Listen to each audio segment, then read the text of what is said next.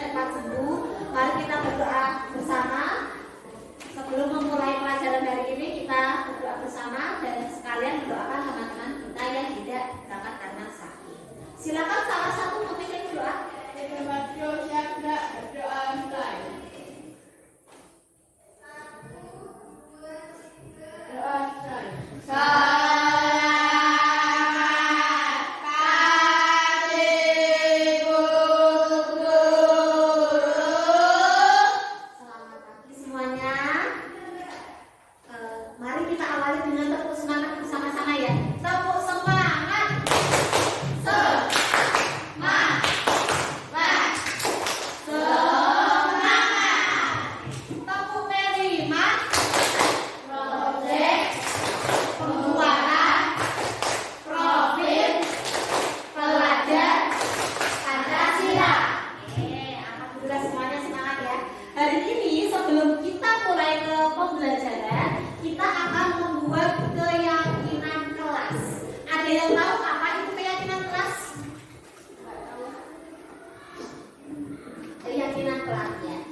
Keyakinan kelas itu adalah sesuatu yang diyakini bersama yang berasal dari penyatuan pikiran untuk menjadi nilai-nilai kebaikan yang akan kita lakukan secara bersama-sama ya. Jadi keyakinan kelas ini nanti kita membuatnya bersama-sama. Apakah sama dengan peraturan? Sama atau tidak? Sama atau tidak? Sama. Berbeda ya. Kalau keyakinan kelas ini kita sama-sama membuat. Kalau peraturan itu biasanya hanya satu orang saja. Contoh, peraturan sekolah. Apakah kalian ikut membuatnya? Tidak. Tapi ada peraturan yang harus ditaati. Tapi kalau keyakinan kelas kita membuatnya bersama-sama ya. Keyakinan kelas ini kita buat bersama dan kita sepakati bersama-sama. Adakah yang tahu contoh keyakinan kelas apa saja? Keyakinan kelas itu perbuatan-perbuatan yang baik yang akan kita lakukan bersama-sama. Ada yang tahu mungkin? Salah satunya apa? Ya, keyakinan kelas. Oke, kita bahas terlebih dahulu tujuan dari keyakinan kelas. Ya, tujuan dari keyakinan kelas ini adalah menciptakan komunikasi dari dua arah. Maksudnya dua arah itu dari Bu Rizka dan juga dari kalian ya. Kita bersama-sama berkomunikasi untuk membuat suatu keyakinan kelas. Keyakinan kelas itu apa? Berdasarkan dari nilai-nilai kebaikan. Nilai kebaikan itu apa saja contohnya? Menolong teman, benar. Apalagi? Membantu teman, boleh. Apalagi? Saling menolong, apalagi? Nilai-nilai kebaikan. Tidak membeda-bedakan teman. Ada lagi?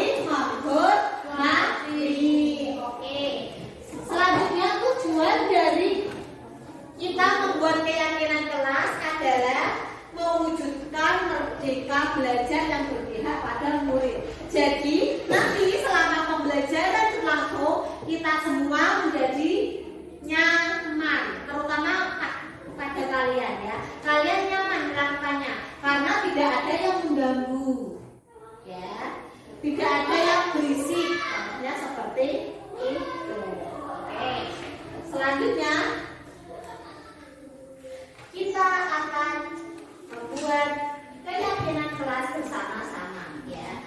Bu Rizka akan memberikan kertas sticky note. Silahkan kalian tuangkan ide-ide kalian. Kalian ingin seperti apa kelas ini untuk kedepannya ya. Contohnya tadi, kelas tetap bersih, tidak membuang sampah sembarangan. Contohnya seperti itu ya. Silahkan ditulis ide-ide kalian di kertas yang bisa berikan. Tidak perlu diberi nama ya. Kalau sudah selesai nanti silahkan ditanda di kertas depan ya. Paham? Ada yang ingin ditanyakan?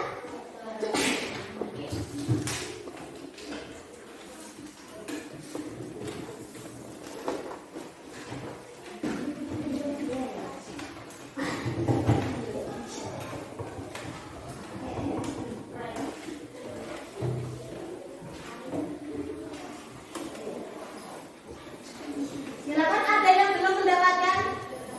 Silakan.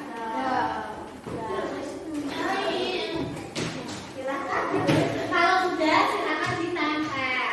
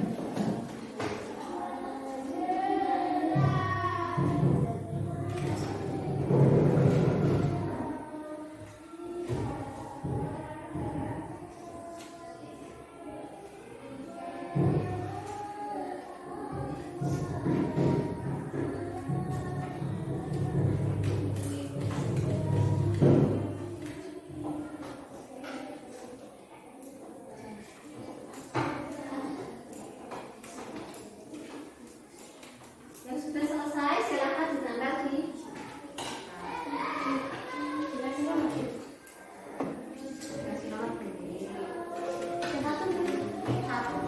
lebih dari satu tidak apa-apa.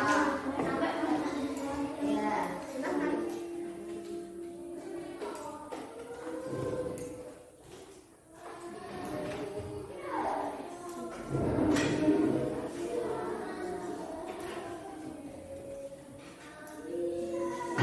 Silakan ditempel.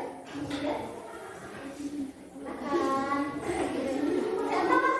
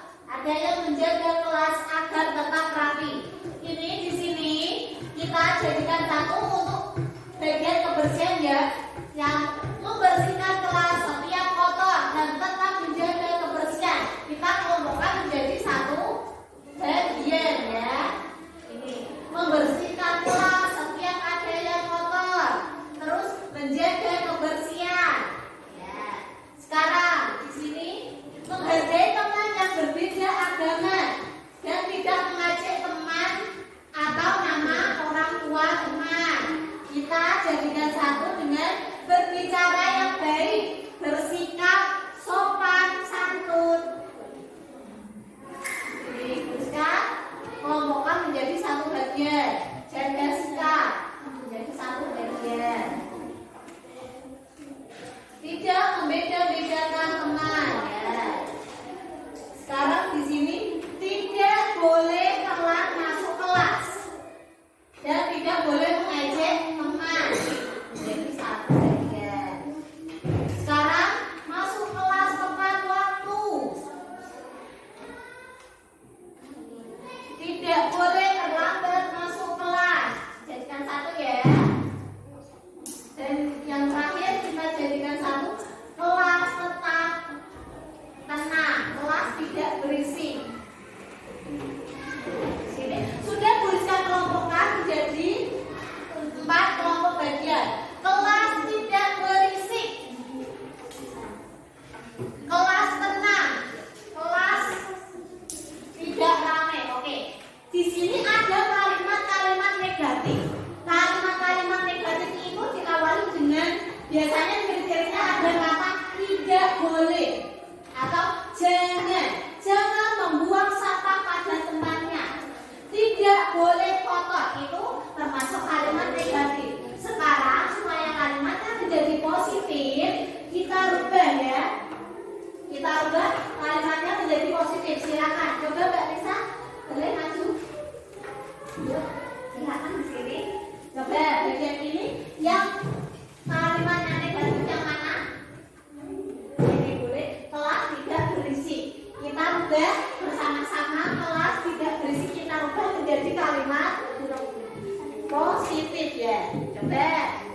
Kelas tidak berisik. Bagaimana kalimat positifnya?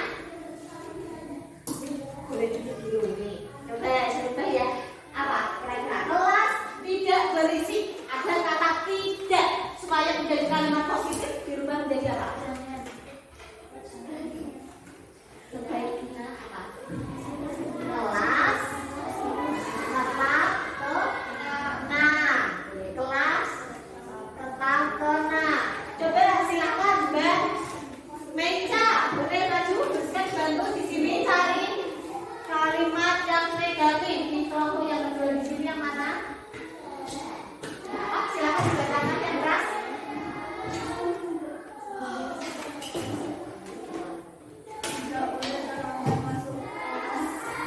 Ya, tidak boleh terlambat masuk kelas saat istirahat. Ini termasuk kalimat negatif. Kita rubah menjadi kalimat positif. Silakan bagaimana kalimatnya supaya menjadi kalimat positif? Di sini tidak boleh terlambat masuk kelas saat istirahat. Setelah istirahat. Kita rubah menjadi kalimat positif seperti apa? Disiplin waktu. Kita silakan ditulis, boleh. Buriskan dibantu. Mas Nova, boleh? Mas Nova, buriskan dibantu yang ini. Bagian yang mana yang kalimatnya negatif. Boleh dibacakan teman-teman. Dibacakan yang keras.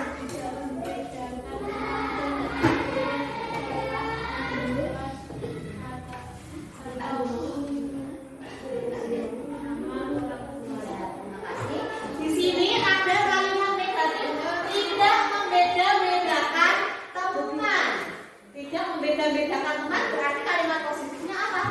Boleh dirubah menjadi kalimat positif menjadi apa? Berteman dengan siapapun. Boleh. Silakan ditulis. Sekarang silakan dibantu yang laki-laki. Mas Yoga silakan maju depan bisa dibantu yuk. Boleh. Nih, coba dicari kalimat negatif yang mana? Dibacakan. Dibacakan yang keras.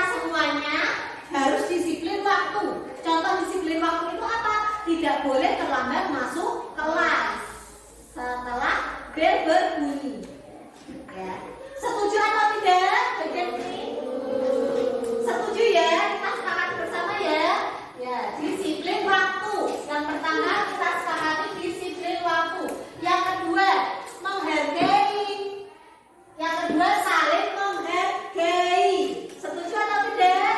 Setuju. Oke, kita sepakati bersama. Yang ketiga, kelas tetap tenang. Kita sepakati? Setuju? Setuju, ya. Yang keempat, ada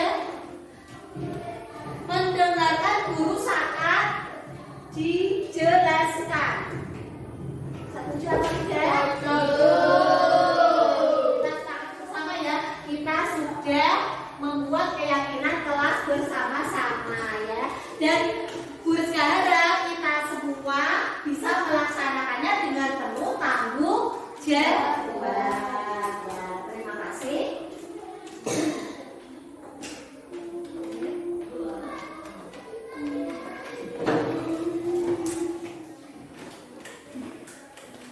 Ya, di sini kita sudah membuat keyakinan kelas 6.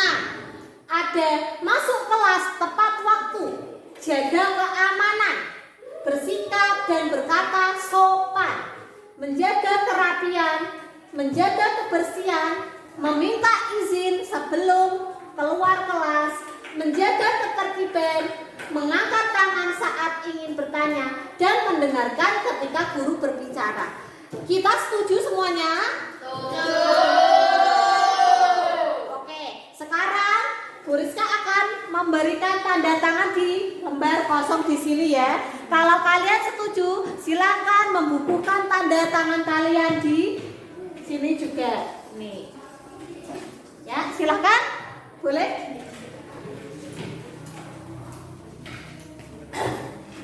Tanda tangan, beri nama. Oke.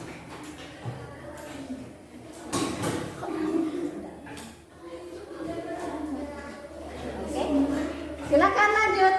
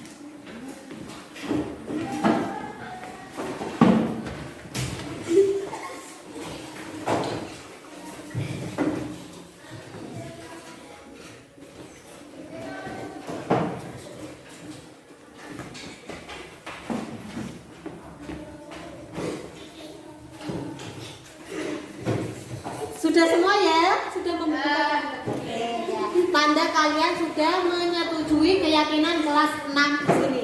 Bu Rizka harap kita semua dapat melaksanakannya dengan penuh tanggung jawab. Ya, oke. Bu Rizka akhiri setelah kita buat keyakinan kelas 6 di sini. Wassalamualaikum warahmatullahi wabarakatuh. Waalaikumsalam warahmatullahi wabarakatuh.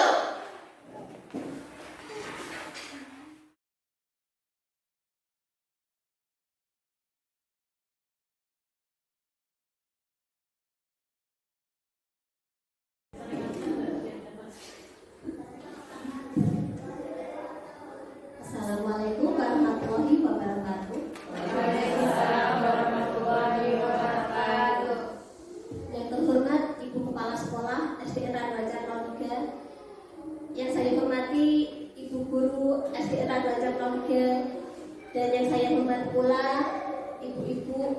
PPL PPG Praja dari KSW. Yang pertama, saya akan membacakan susunan acara pada hari ini. Yang pertama adalah kita akan mulai dengan doa bersama. Yang kedua, sambutan oleh Ibu Kepala Sekolah. Yang ketiga adalah acara inti yang akan saya isi sendiri, yaitu diseminasi budaya positif di SDN Randuajar 03. Dan yang terakhir adalah tanggapan dari Bapak Ibu semua tentang diseminasi yang saya lakukan ini. Dan yang terakhir adalah penutup. Untuk memulai acara yang pertama, marilah kita berdoa bersama. Menurut agama dan kepercayaan kita masing-masing, berdoa dipersilahkan.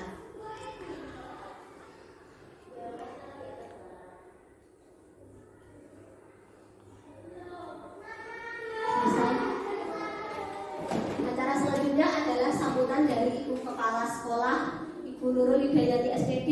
Kami persilakan.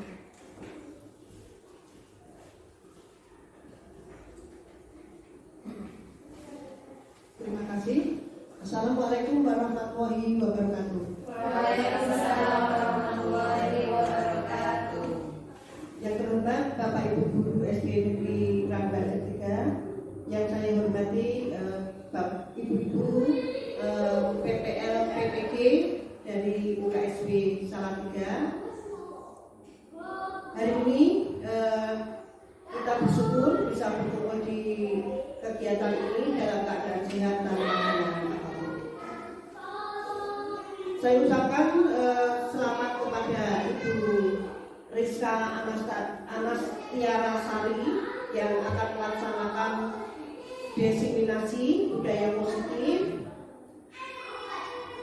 Kita akan melaksanakan atau mendengarkan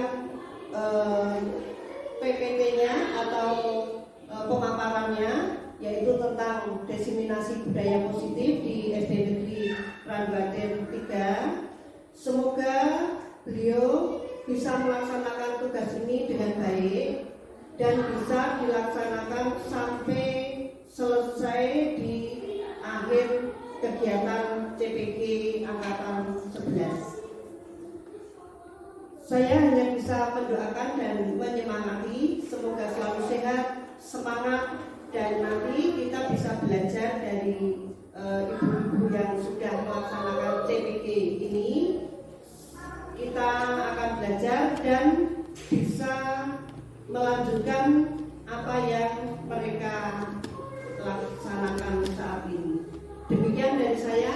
Apabila nanti saya berkepanjangan, waktunya juga mepet, saya serahkan kembali kepada Bu Rizka untuk melanjutkan kegiatan tersebut. Demikian dari saya. Wassalamualaikum warahmatullahi wabarakatuh. Waalaikumsalam warahmatullahi wabarakatuh. Terima kasih Ibu Nurul selaku Kepala Sekolah SDN Randuajar 3. Di sini saya akan mulai diseminasi budaya positif dari saya sendiri, Rizka Anastiara Sari, calon guru pemuda angkatan 11 dari Kota Salatiga. Di sini saya melakukan diseminasi budaya positif guna melengkapi tugas aksi nyata saya pada modul 1.4. Dan harapan dari diseminasi saya ini nanti akan mewujudkan visi misi sekolah secara maksimal, mewujudkan budaya positif di lingkungan SDN Randuajar 03. Di sini saya memiliki beberapa pertanyaan untuk ibu-ibu semuanya. Ibu-ibu memilih setuju atau tidak? Itu saja untuk pertanyaan yang pertama. Pemberian hukuman dapat mendisiplinkan siswa. Setuju atau pembuatan ibu-ibu?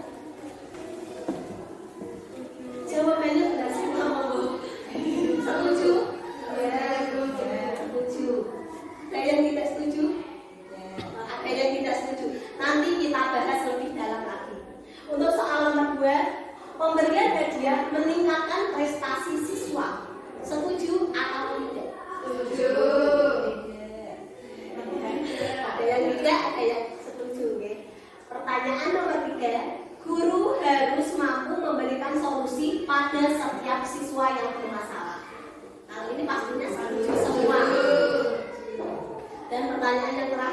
guru berperan sebagai teman pada siswa. Setuju atau tidak? Setuju. Untuk melihat jawaban yang lebih akurat lagi, kita akan membahas topik ini bersama-sama. Selanjutnya, positive mindset. Positive mindset atau pikiran positif. Di sini saya akan mencoba membahas pikiran positif yang akan kita berikan kepada anak-anak kita nantinya. Ya. Yang pertama adalah dari positive mindset, yaitu budaya positif. Apa itu budaya positif? Budaya positif adalah perwujudan dari nilai-nilai atau keyakinan universal yang diterapkan di sekolah. Nilai-nilai pada budaya positif ini pastinya yang baik-baik di ibu semua. Mungkin bisa menyebutkan satu-satu contoh nilai-nilai positif. Saya dulu. Ya. Jujur dulu. Jujur, ya, betul, jujur. Ada lagi? Tanggung jawab, betul. Disiplin. Disiplin, betul, disiplin. Ada lagi? Mandiri, benar. Ada lagi? Percaya diri. Ya. Nilai-nilai positif itu adalah nilai-nilai kebaikan di Bapak Ibu, nilai-nilai yang terpuji. Selanjutnya, di sini dalam nilai-nilai budaya positif ini nanti kita akan membahas 6 cara untuk menciptakan budaya positif tersebut. Ada 6 cara. Yang pertama ada disiplin positif, yang kedua motivasi perilaku manusia, yang ketiga keyakinan kelas atau sekolah, yang keempat kebutuhan dasar manusia, yang kelima posisi kontrol seorang guru, dan yang terakhir segitiga restitusi. Dari 6 topik ini, menurut ibu-ibu semua, topik mana yang kelihatannya paling menarik untuk kita bahas? Disiplin positif, segitiga restitusi, segitiga restitusi. Ya, nanti kita akan membahas semuanya 6 topik ini. Untuk selanjutnya, di sini saya memiliki permainan, cobalah buka. Bapak Ibu semua, silahkan membayangkan di dalam tangan Anda ini ada sesuatu yang berharga, ya, yang Anda miliki. Anda berusaha menjaganya dengan sekuat tenaga, ya, tangan sebelah kanan. Untuk tangan sebelah kiri tetap terbuka, karena di sebelah kiri jenengan-jenengan nanti akan berusaha meminta tangan temannya untuk membuka tangan yang tertutup tersebut. Silakan. Jadi begini aja. Saya beri contoh. Di sini saya memiliki benda. Saya pasti akan menjaga benda itu. Mungkin nanti dari Bu Warni atau Bu Dania atau Bu Ella akan merayu saya atau memaksa saya atau dengan mengancam saya untuk membuka tangan tersebut. Silahkan jenengan mencoba merayu teman jenengan. Apakah ada yang mau membukanya? Apakah ada yang berhasil membuka tangan temannya? Atau ada yang tetap mempertahankan? Silahkan. Coba Bu Warni dengan Ibu Nur, mungkin salah satu dulu saja. Bu Warni mempertahankan genggaman tangan Bu Warni. Bu Nur mencoba merayu. Bu Nur mencoba merayu Bu Warni dengan rayuan atau dengan ancaman. Silakan. Dan nanti Bu Warni sendiri apakah akan terbuka atau tertutup dengan rayuan Bu Nur. Bu Nur, silakan dengan Bu Erna. Salah satu.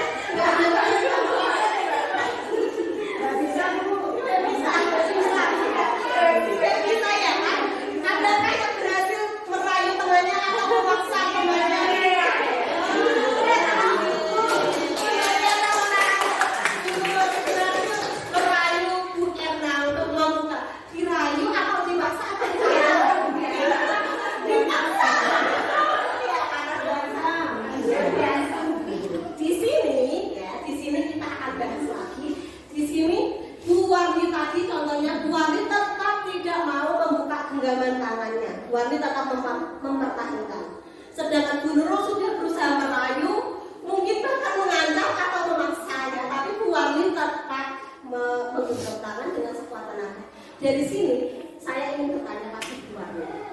Bu Warmi itu tetap mempertahankan itu atas kontrol diri Bu Warmi sendiri atau karena Bu Nurul itu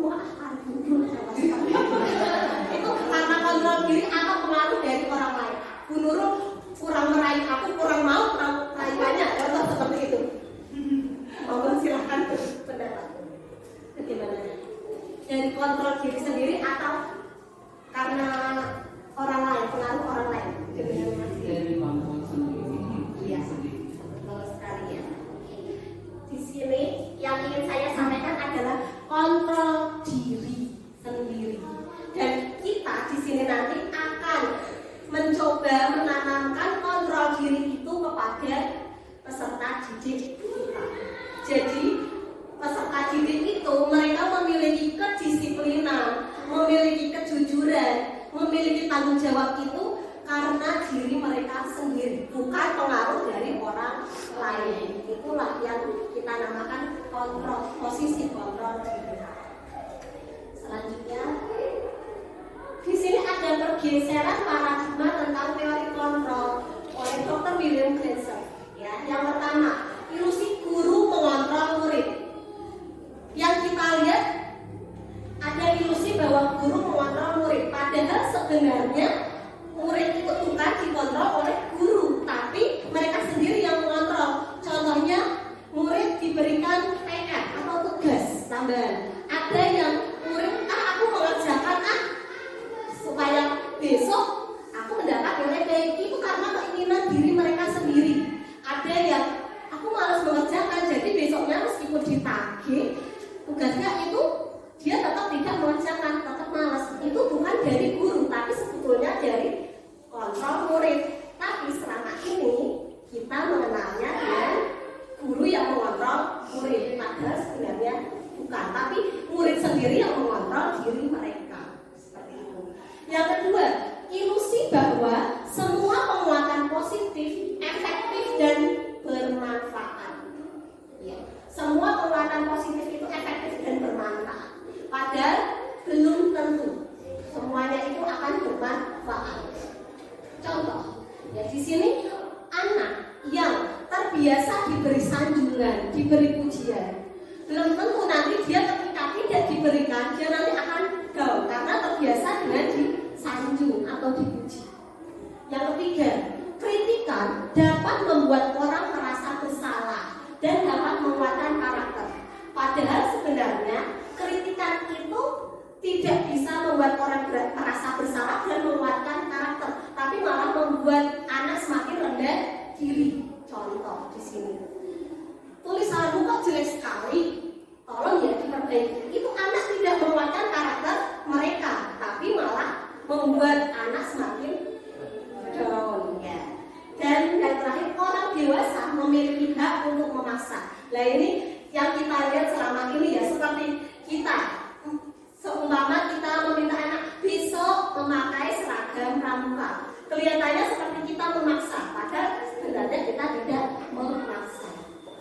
Kita bahas lebih dalam lagi, bagaimana seseorang bisa merubah paradigma stimulus respon menjadi pendekatan teori kontrol. Stimulus respon itu pengaruh dari luar, seperti tadi kita permainan menggenggam tangan, ada stimulus respon, ada pengaruh dari luar, ada orang yang merayu, memaksa atau mengancam. Kemudian kita akan mengubahnya menjadi kontrol diri. Kontrol diri ini stimulus respon tentang dunia, realitas atau kebutuhan kita sama, padahal sebenarnya realitas atau kebutuhan kita itu berbeda. Kemudian semua orang melihat hal itu sama, padahal setiap orang memiliki gambaran yang berbeda. Yang ketiga, kita mencoba mengubah orang agar berpendapat sama dengan kita, padahal seharusnya tidak. Kita berusaha memahami pandangan orang lain tentang dunia. Dan selanjutnya, perilaku buruk dilihat sebagai suatu kesalahan, padahal semua perilaku itu pasti memiliki tujuan, pasti memiliki alasan.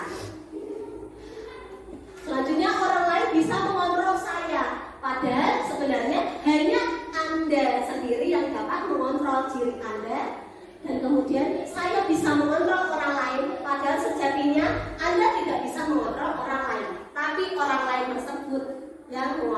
diri mereka sendiri. Pemaksaan ada pada saat bujukan gagal. Di sini, padahal sebetulnya kolaborasi dan konsensus menciptakan pilihan-pilihan baru. Dan yang terakhir, model berpikir menang atau kalah kita ubah menjadi model berpikir menang dan menang. Tidak ada menang kalah, tapi semuanya adalah menang. Kita yang kita inginkan nanti yaitu mengubah teori ini ya, teori stimulus respon menjadi teori kontrol. Jadi disiplin itu munculnya dari dalam diri, bukan dari orang lain. Selanjutnya, disiplin positif. Disiplin positif merupakan salah satu cara penerapan disiplin yang bertujuan untuk menumbuhkan kesadaran serta memberdayakan anak untuk melakukan sesuatu tanpa sogokan, ancaman maupun hukuman. Jadi kita akan mencoba menumbuhkan sesuatu itu tanpa pengaruh dari orang lain. Dan dari nilai-nilai kebajikan yang sudah dengan sebutkan tadi, nanti bermuaranya akan ke sini ya, ke profil pelajar Pancasila, yaitu beriman dan bertakwa kepada Tuhan Yang Maha Esa dan berakhlak mulia, berkebinekaan tunggal, bergotong royong, kreatif, bernalar kritis dan mandiri. Mungkin ibu-ibu sering menyanyikan ini kepada anak-anak ya, sering menyanyikan, tapi anak-anak kadang masih lupa atau tidak melakukan, tidak mengimplementasikan profil pelajar Pancasila ini dari kontrol diri mereka sendiri. Selanjutnya, motivasi perilaku manusia. Ada 3 motivasi perilaku manusia. Menurut ibu-ibu semua, yang paling masuk, yang paling jenengan tuju mana? Ada menurut jenengan baik, apakah nomor 1, nomor 2, atau nomor 3? Yang pertama, menghindari ketidaknyamanan atau hukuman, motivasi dalam diri manusia itu, atau untuk mendapatkan imbalan atau penghargaan, atau yang ketiga, menghargai diri dan menjadi orang yang mereka inginkan. Sebetulnya jujur saja, motivasi perilaku manusia itu sebetulnya munculnya yang mana? Biasanya yang sering kita temui atau yang mungkin jenengan alami sendiri. Dua, untuk mendapatkan imbalan atau penghargaan. Mungkin ada yang lain. 1, menghindari ketidaknyamanan atau hukuman. Ya, benar. 3. Di sini menghindari ketidaknyamanan atau hukuman. Contoh kita berangkat pagi-pagi absen supaya tidak terlambat. Ya, karena kalau terlambat nanti bisa ditegur ibu kepala.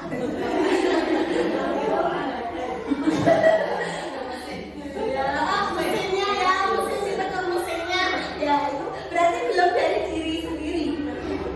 Ya, yang kedua, untuk mendapatkan imbalan atau penghargaan, aku pokoknya harus berinovasi mengajar yang baik supaya nanti dapat penghargaan dari kepala. Contohnya seperti itu. Atau karena ingin muncul dari diri sendiri, karena ingin menjadi orang yang mereka inginkan. Jadi aku ingin baik karena niat dari dalam hati. Aku berangkat pagi karena ya emang kerjaku seperti itu, berangkat masuk jam 7, pulang jam 3:30, itu muncul dari dalam diri. Mari kita bahas lebih lanjut. Di sini ada hukuman, konsekuensi dan restitusi. Menurut jenengan semua, yang paling efektif yang mana untuk peserta didik? Hukuman, konsekuensi atau restitusi? Hukuman ya. Hukuman itu sesuatu yang menyakitkan. Kalau konsekuensi sesuatu yang biasa terjadi. Kalau restitusi itu merupakan pilihan. Kita akan bahas lebih lanjut saja. Untuk kira-kira di sini aja menurut jenengan semua yang paling efektif hukuman, konsekuensi atau restitusi untuk peserta didik kita? Restitusi dulu. Konsekuensi, ya konsekuensi. Mari kita bahas lebih lanjut apakah pengertian dari hukuman, konsekuensi, dan restitusi. Berdasarkan bagian di atas, kita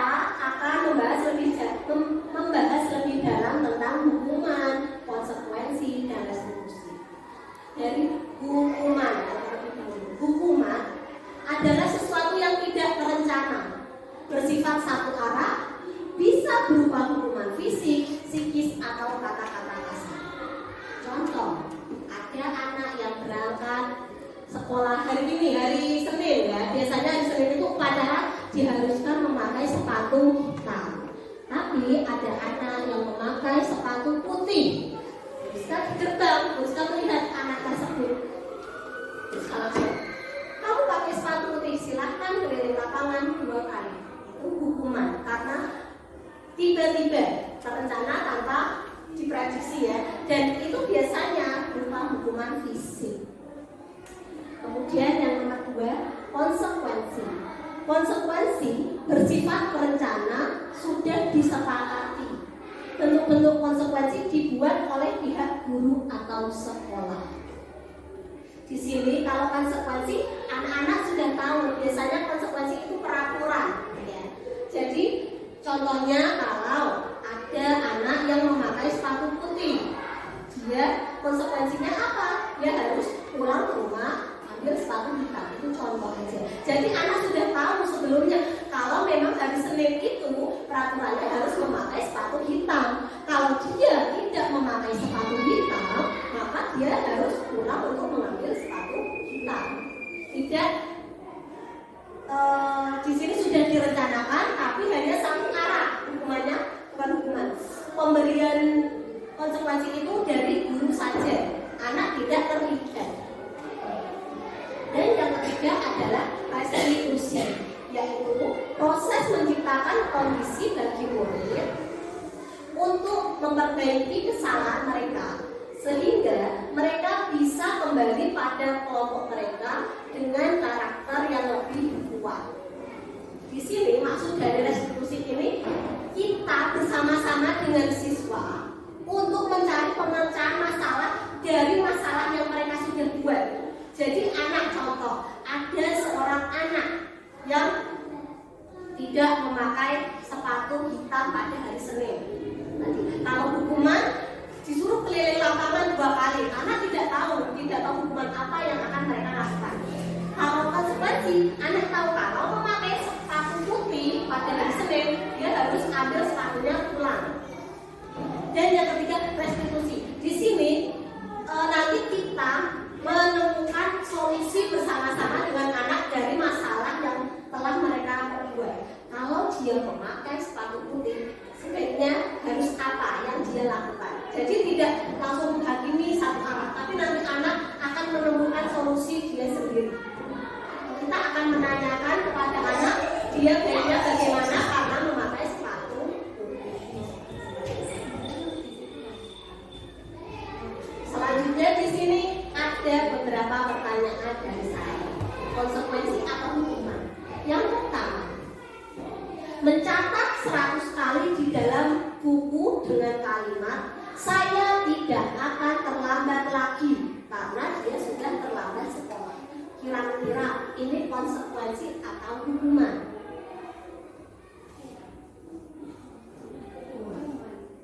Hukuman? Mencatat 100 kali di dalam buku kalimat. Ini adalah konsekuensi. Karena kalau hukuman itu biasanya fisik. Ini anak tidak sampai dan biasanya kalau konsekuensi itu sudah ada perjanjian, betul, perjanjian. Contoh kalau bicara kasar, contoh bicara yang tidak baik, anak nanti akan mengucapkan astagfirullahaladzim berapa kali. Contoh seperti itu. Yang kedua, lari mengelilingi lapangan basket 2 kali karena terlambat di sekolah. Konsekuensi hukuman ya, karena fisik. Yang ketiga, membersihkan coretan yang dibuatnya di meja tulis. Hukuman atau konsekuensi karena dia yang mencoret-coret, jadi dia harus membersihkan konsekuensinya. Yang keempat, murid diminta untuk push up 15 kali karena tidak menggunakan masker ke sekolah. Hukuman. Karena fisik ya. Selanjutnya, berdiri di depan kelas sambil mengangkat kaki satu atau satu kaki karena tidak bisa menjawab pertanyaan. Hukuman. Ada jawaban lain? Hukuman. Di sini yang selanjutnya membersihkan WC karena merusak pensil teman.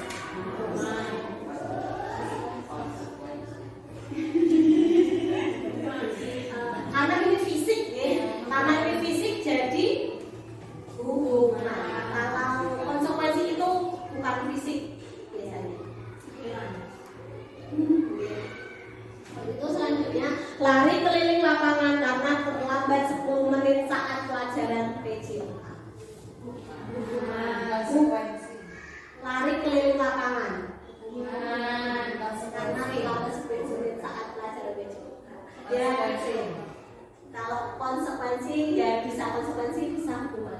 Nanti lebih jelas coba ditanyakan dengan guru PJOK. Kalau seperti itu biasanya karena hukuman beliau sendiri memberikan atau karena konsekuensi.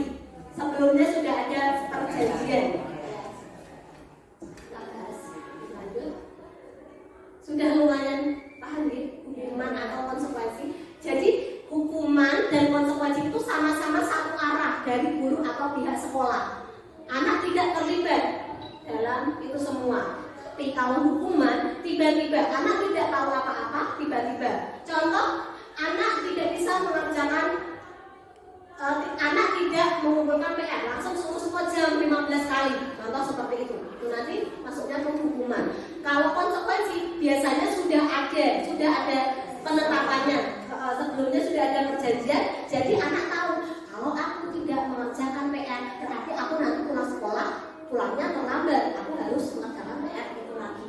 Sebelumnya anak sudah tahu konsekuensinya. Dia sudah, wah aku rangkap PPR, berarti aku nanti pulang terlambat. Dari sini mungkin ada pertanyaan.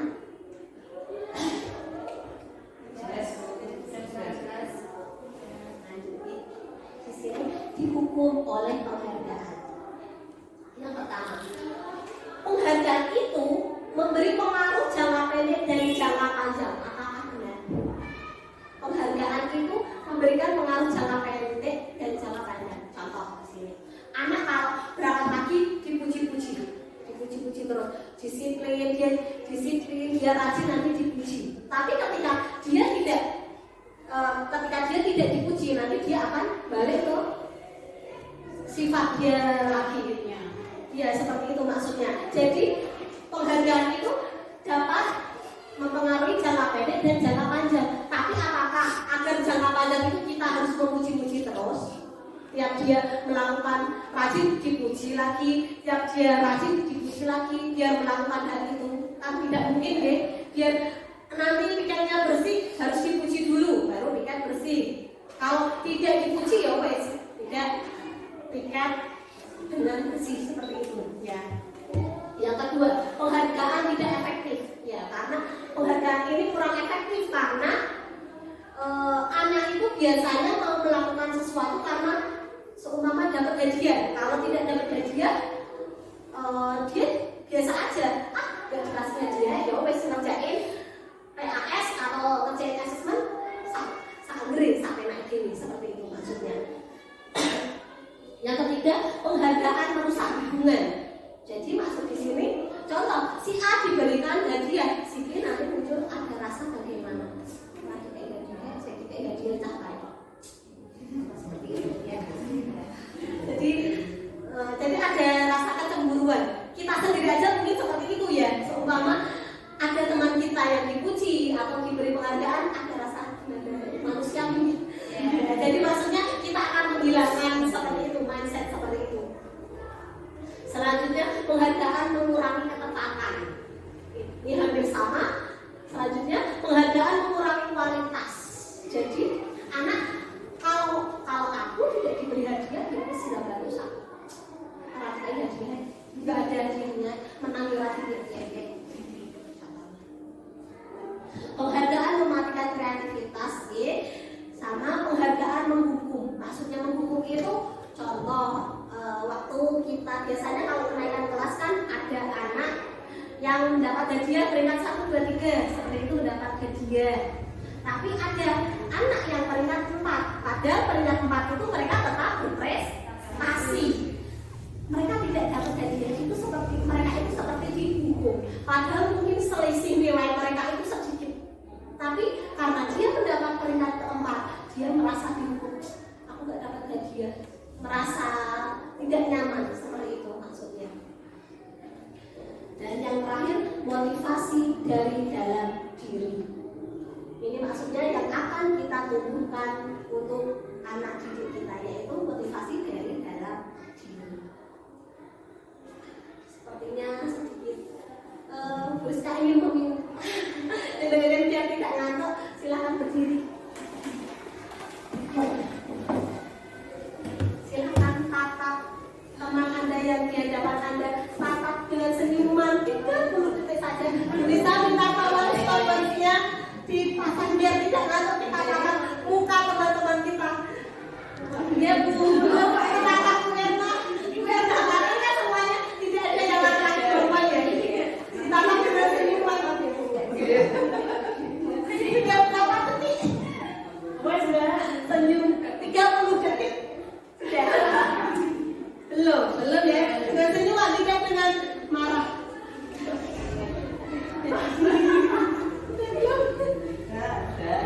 Belum. Ketawa boleh kenapa temannya? Oke, silakan duduk kembali di sini. Dengan semua, kalau ditatap temannya dengan senyuman itu kira-kira nyaman atau tidak? Nyaman daripada dengan muka. Nah, kita praktikkan ke anak didik kita nantinya ya. Aja selingan saja sih sebetulnya biar tidak ngantuk. Selanjutnya di sini rasanya memiliki pertanyaan ya. Sekarang lebih sering mendengar keyakinan kelas, bukan peraturan kelas. Mengapa? Mungkin ada yang ingin membantu menjawab, mengapa bukan peraturan kelas lagi, tapi keyakinan kelas.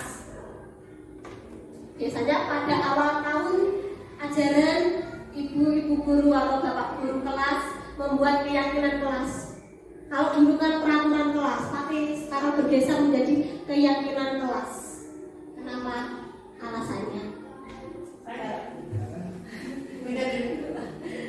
Peraturan kelas itu kesannya kayak apa? Gimana juga harus gitu ya, harus. Iya. Tapi kalau keyakinan kelas itu kan lebih lama, lebih apa? Tidak terlalu mengikat gitu. Ya. Tepuk tangan untuk benar. Benar. Kalau peraturan kelas itu kan satu arah dari kita saja. Jadi murid itu manut, kita berdiri seperti itu. Tapi kalau keyakinan kelas kita buat bersama dengan suasana yang menyenangkan, santai, enjoy, dan nanti bisa kita sepakati bersama. Bu Yani mungkin bisa menambahkan. Ini Bu, kalau keyakinan kelas itu anak-anak lebih bisa bertanggung jawab Bu. Ya, terima kasih. Tepuk tangan untuk Bu Yani. Ya, kalau keyakinan kelas, anak lebih bertanggung jawab karena dia muncul dari dalam diri mereka sendiri. Karena yang membuat bersama-sama, bukan dari guru. Jadi mereka juga yang menginginkan seperti itu. Kita bahas lagi. Di sini ada 2 pertanyaan. Mengapa kita memiliki peraturan tentang penggunaan helm pada saat mengendarai kendaraan roda 2 atau motor? Ya. Maksud dari peraturan, sebetulnya awalnya itu memang peraturan ya sebetulnya, tapi bergeser menjadi keyakinan diri kita. Karena awalnya orang itu memakai helm karena biasanya takut untuk ditilang. Padahal sebenarnya memakai helm itu untuk keselamatan diri kita sendiri. Tapi pada saat ini peraturan itu sudah bergeser menjadi keyakinan kita sendiri. Kita menjadi sadar bahwa memakai helm itu karena untuk diri kita sendiri, bukan karena takut hilang. Seperti itu. Dan yang kedua, mengapa kita memiliki peraturan tentang penggunaan masker dan mencuci tangan? Jadi sebenarnya keyakinan itu awalnya memang berasal dari peraturan nih, tapi lama-lama karena itu dibuat orang menjadi sadar akan dampaknya itu dan akhirnya melaksanakannya dengan kesadaran dan penuh tanggung jawab seperti itu. Di sini penggunaan masker dan mencuci tangan setiap saat itu awalnya memang peraturan karena zaman dulu itu ya zaman COVID itu kita harus memakai masker dan cuci tangan karena takut ada aturan itu.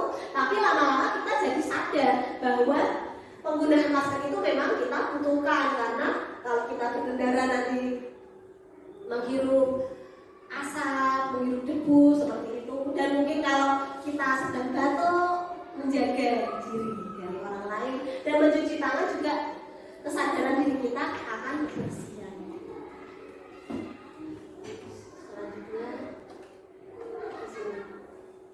keyakinan kelas dibuat berdasarkan kesepakatan antara guru dan siswa dan bersifat universal. Dan peraturan, sedangkan peraturan biasanya dibuat oleh guru dan bersifat satu arah. Sebenarnya awalnya peraturan itu memang membuat menyadarkan anak karena anak kan tidak mungkin langsung sadar, mesti dibuat peraturan seperti itu dulu. Contoh masuk kelas jam 7, terus istirahat jam 9 kurang seperempat, ada peraturan seperti itu. Tapi lama-lama anak akan menyadari, oh jam segini itu udah waktunya masuk, bukan karena takut apa-apa.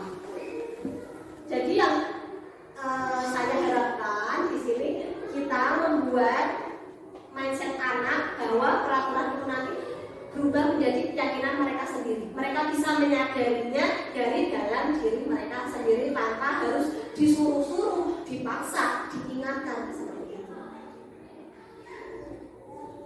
Selanjutnya, prosedur pembentukan keyakinan kelas atau sekolah. Di sini mungkin ibu-ibu guru kelas semuanya sudah melaksanakannya di awal tahun ajaran ini. Prosedurnya sudah seperti ini. Yang pertama, mempersilahkan warga sekolah atau siswa untuk mencurahkan ide tentang peraturan yang akan disepakati.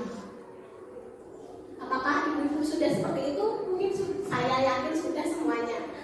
Pada awal tahun ajaran biasanya sudah seperti itu. Yang kedua, mencatat semua masukan. Dan yang ketiga, mengganti kalimat negatif menjadi kalimat positif. Contoh, di sini ada kalimat negatif. Anak biasanya menuliskan tidak boleh membuang sampah sembarangan. Nanti kita rubah kalimat-kalimat negatif itu menjadi kalimat positif. Contohnya apa? Kalau kalimat tidak boleh membuang sampah, buang sampah pada tempatnya. Terus tidak boleh datang terlambat. Kita rubah menjadi kalimat positif. Datang tepat waktu. Seperti itu maksudnya ya. Jadi kita menghilangkan kata-kata negatif, tidak, jangan, supaya itu menjadi kalimat yang positif. Yang keempat, tinjau kembali curahan pendapat yang terkumpul, kelompokkan bagian yang sama dan susun menjadi keyakinan kelas atau sekolah. Di sini, kalau saya dulu saya memakai sticky note itu saya berikan kepada anak, nanti anak menempelkannya. Setelah ditempelkan, kita kelompokkan sendiri-sendiri, bagian kebersihan sendiri, bagian waktu sendiri, bagian menghargai orang lain sendiri. Seperti itu kita kelompokkan yang kata-katanya hampir sama. Maksudnya, tinjau ulang keyakinan kelas yang sudah tersusun 3-10 keyakinan. Dan yang keenam, menjadi dan menyetujui dengan menandatanganinya. Bisa menandatangani, bisa dengan cap jempol, karena itu tanda kesepakatan kita bersama anak. Dan yang terakhir, keyakinan kelas ditambah di diri kelas. Biasanya seperti itu contohnya. Jadi seperti itu. Awalnya pakai sticky note. Saya akan memutarkan sedikit saja. Saya urutan saya prosesnya.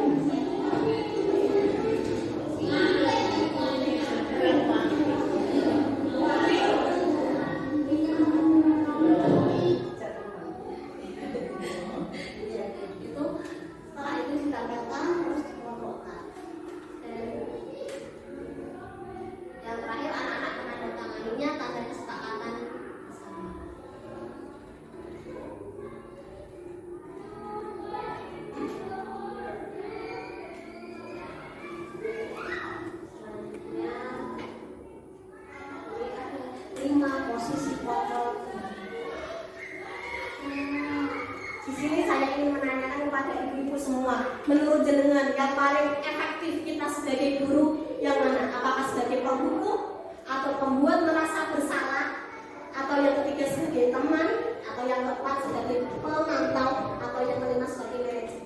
Ibu-ibu itu pengennya menjadi apa di sini? 5 posisi kontrol guru. Apakah teman? Ya, mari kita akan lebih lagi. Hampir semuanya teman. Oh, manajer. Kita akan lebih lanjut. Apa bedanya penghukum, pembuat merasa bersalah, teman, pemantau, dan manajer? Di sini saya memiliki 5 video. Masing-masing video itu memperlihatkan ada yang guru sebagai teman, guru sebagai penghukum, guru sebagai manajer.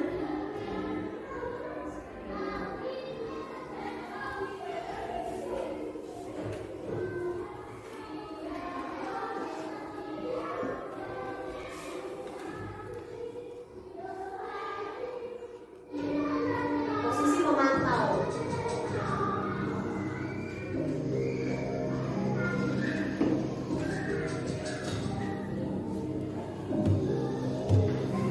Maren,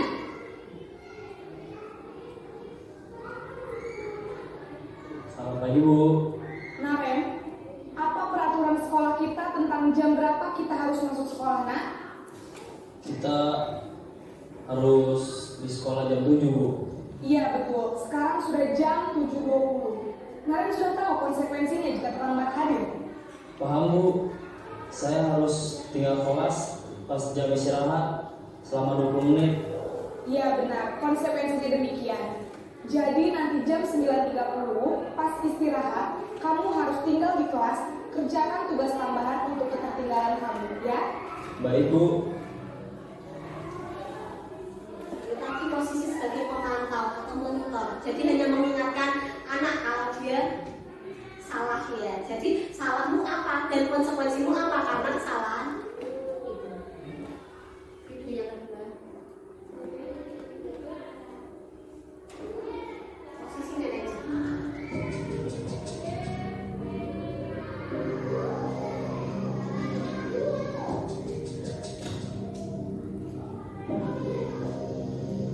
Naren!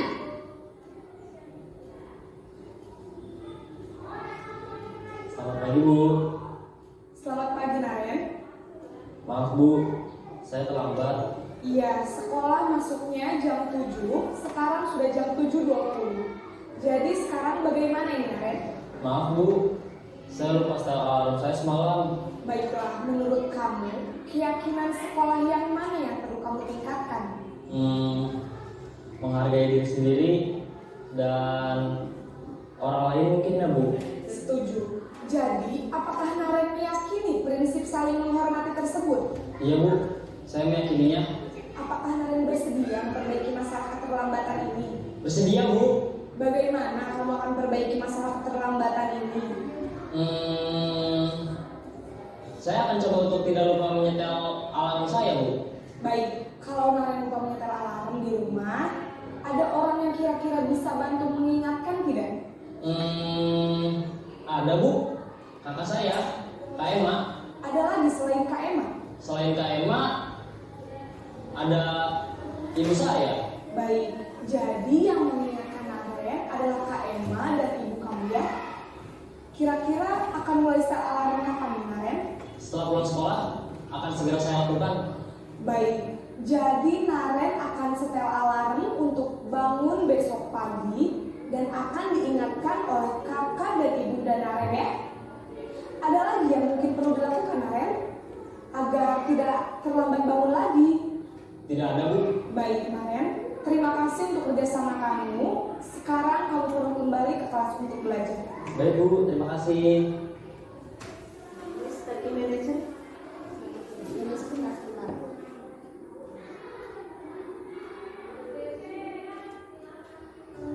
Posisi pembuat keputusan.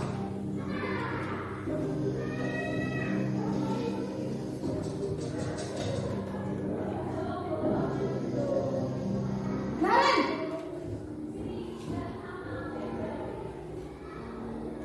Selamat pagi Bu. Naren!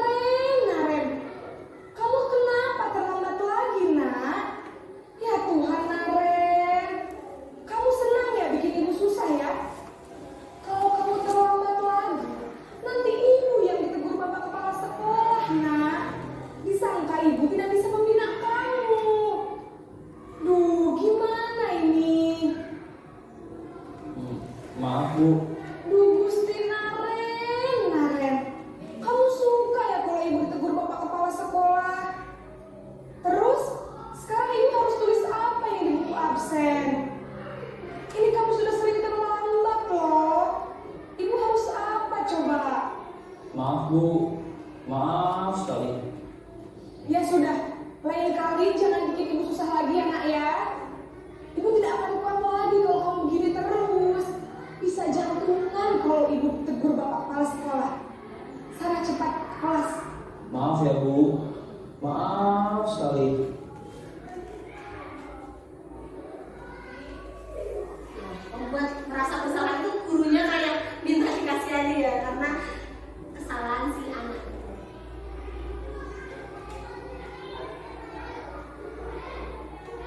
Kalau hukum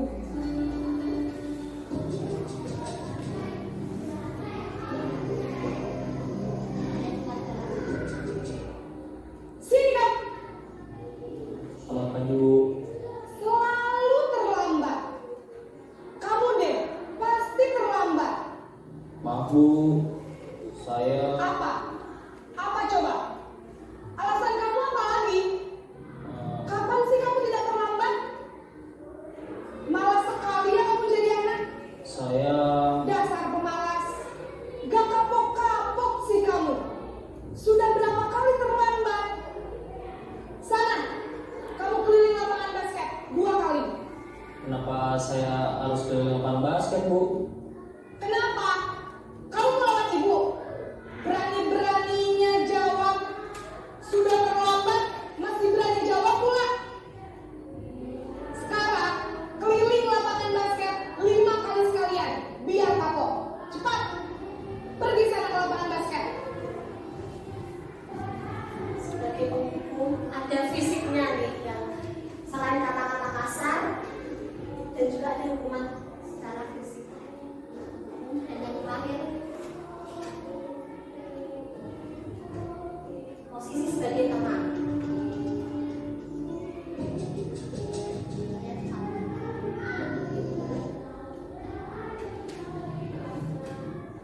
Wah, sudah jam berapa ini nak? Terlambat lagi ya sayang. Iya Bu, habis ibu saya lupa bangunkan saya Bu. Kamu malah menyalahkan ibu kamu. Kamu bukannya anak yang larinya paling kencang. Kok terlambat sih? Iya Bu, saya memang terlambat bangun tadi. Jadi biarpun saya lari kencang, tetap gak kekejar Bu.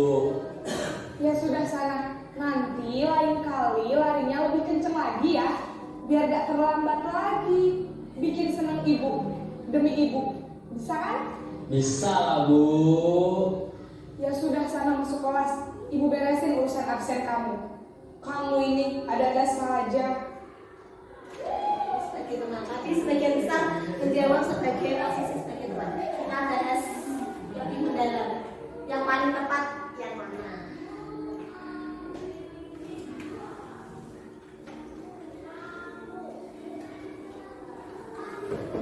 Di sini 5 posisi kontrol guru. Yang pertama sebagai penghukum.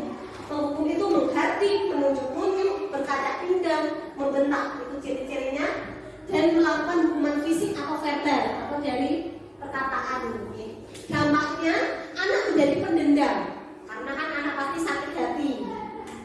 Yang kedua, tidak menyukai guru atau makhluk tertentu. Anaknya jadi aku males dengan begitu dan sebagainya. Yang kedua, membuat rasa bersalah. Ciri-cirinya dengan suara lembut namun menyalahkan siswa. Guru menyatakan kesalahan pada siswa dan guru menderita. Jadi guru seakan minta dikasihani. Seperti video tadi, dampaknya membuat siswa merasa bersalah. Namun dia juga menjadi rendah diri dan menarik diri. Karena dia merasa bersalah itu tadi, dia menjadi takut. Karena aku udah membuat Bu Rizka menjadi salah, aku merasa gak enak. Seperti itu ya. Yang ketiga, sebagai teman. Ciri-cirinya guru bersikap ramah, cenderung bersenda gurau untuk menghangatkan suasana.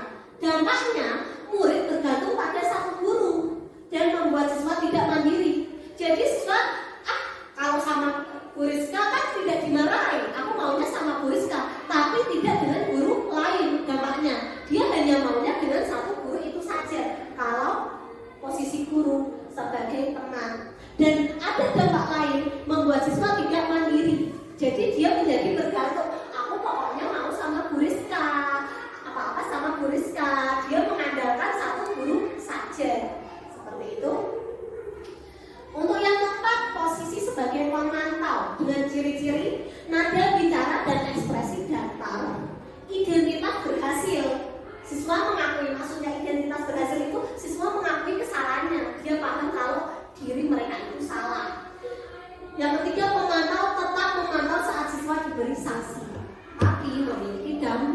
Dampaknya, siswa menjadi menghitung hadiah atau hukuman yang diberi tanpa melihat nilai kebajikan. Jadi dia hanya menilai karena penghargaan itu saja, tidak muncul dari dalam diri mereka sendiri dan tidak sepenuhnya mandiri. Hampir sama dengan sebagai teman, anak jadi bergantung pada satu guru saja.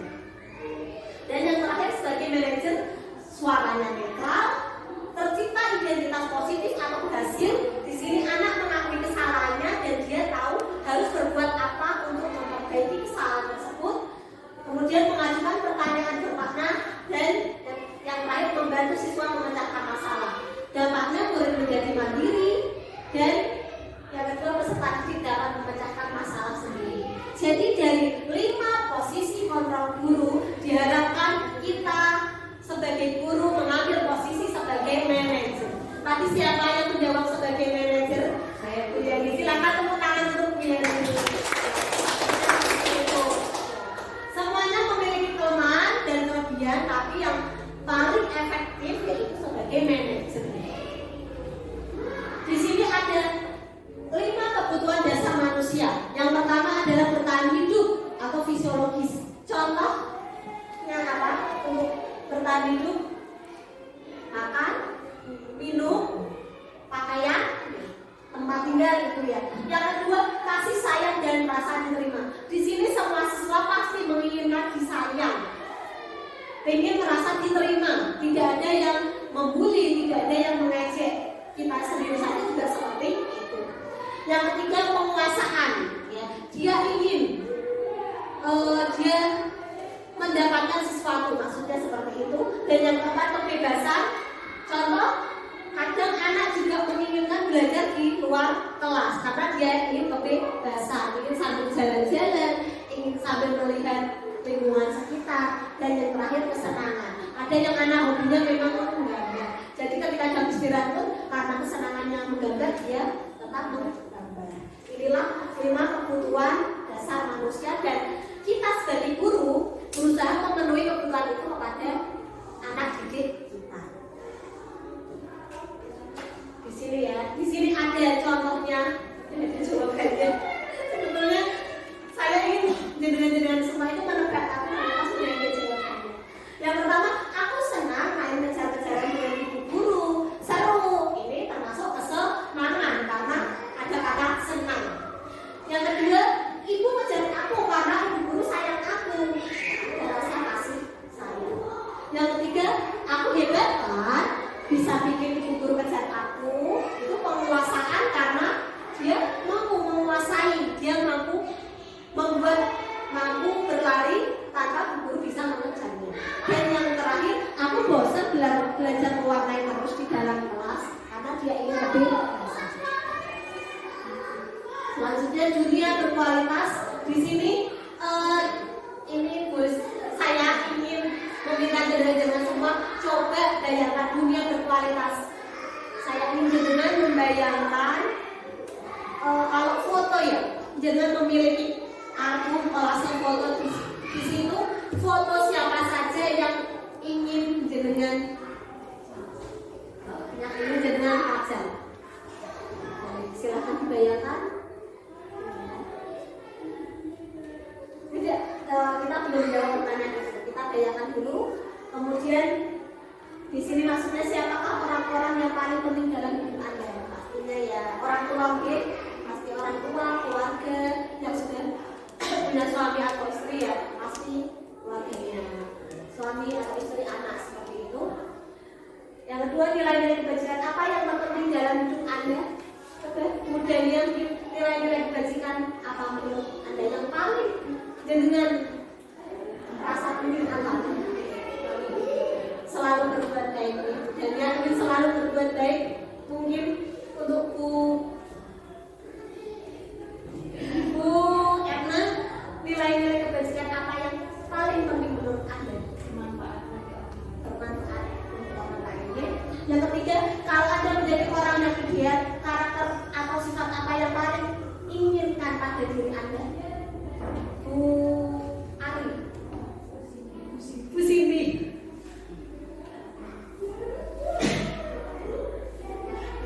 ingin menjadi apa? Karakter yang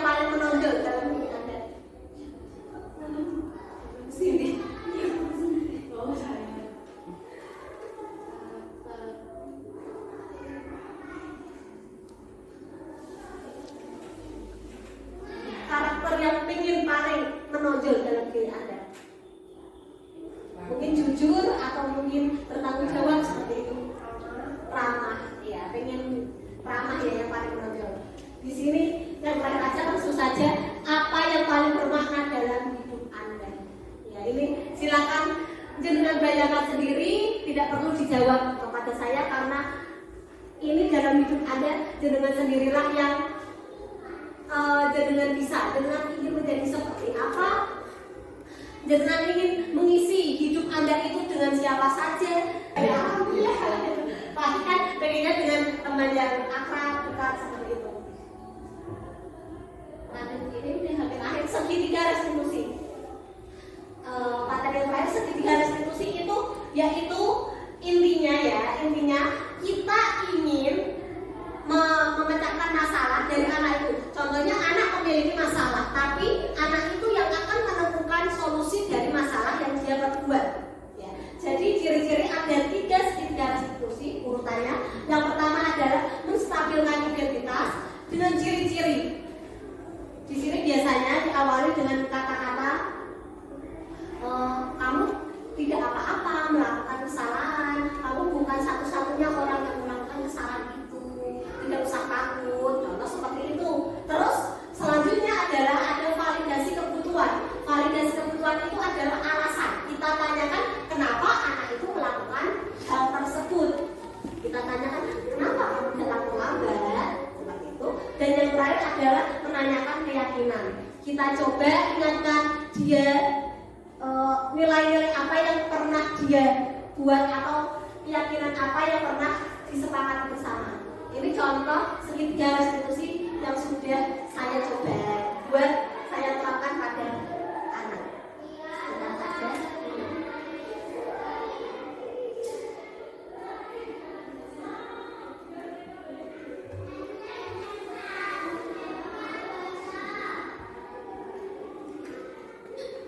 Setelah terlambat, setelah jam istirahat selesai. Simak videonya ya.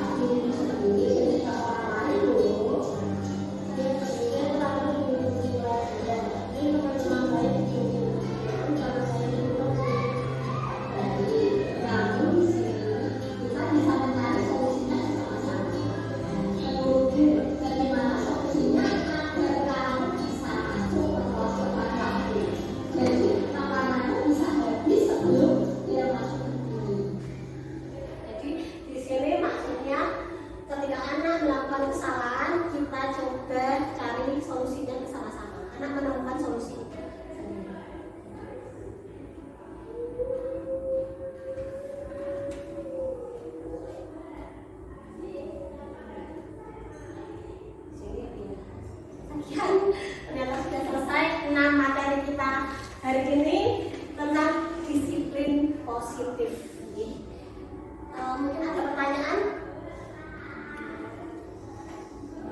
Sudah.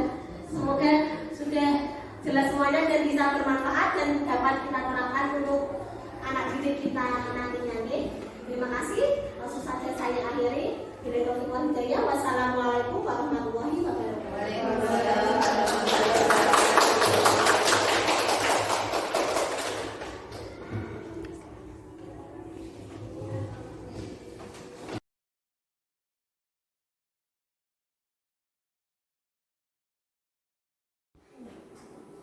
Assalamualaikum warahmatullahi wabarakatuh.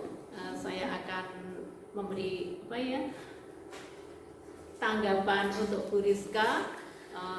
Sangat bagus ya. Tadi saya semakin jelas perbedaannya. Tadi ada video-videonya. Terus perbedaannya tuh jelas gitu loh. Terus saya berharap Bu Rizka itu usianya masih muda, semakin sukses, kedepannya semakin berkembang dan nanti menjadi orang sukses dan menginspirasi kepada teman-temannya supaya teman-temannya bisa tergugah menjadi guru penggerak. Ya, dari saya hanya itu. Assalamualaikum warahmatullahi wabarakatuh.